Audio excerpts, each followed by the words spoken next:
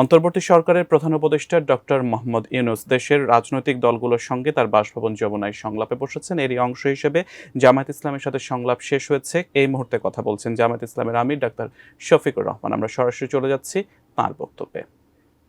এটা খুব দেরি হবে না ইনশাআল্লাহ। রয়টার্সের এক প্রতিবেদনে সেনা প্রধানের বক্তব্য এবং জাতিসংঘে যাওয়ার পরে প্রধান উপদেষ্টার যে বক্তব্য দিয়েছে এইসব নিয়ে আলোচনা হয়েছে না। আমরা কারো বক্তব্য এবং বিবৃতি নিয়ে স্পেসিফিক কোনো আলোচনা করি নাই এবং এটা আমরা আলোচনার সাবজেক্ট বানাতেও চাই না। আমরা শুধু সরকারকে এতটুকু বলেছি যে জনগণের বিশাল প্রত্যাশা আপনাদের কাছে, এই প্রত্যাশার সময়টা টেনে আমরা লম্বা করব না।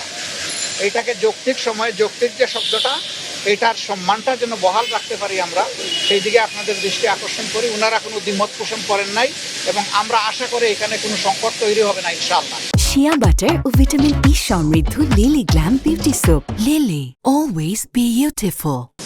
একটা প্রশ্ন, সেটা হচ্ছে আমরা শুনতে পেয়েছি যে সংস্কারের যে কমিশনগুলো রয়েছে, কমিশনের কয়েকজন সদস্যদের নিয়ে আপনাদের আপত্তি বা রিজার্ভেশন আছে, এটা কি সত্যি?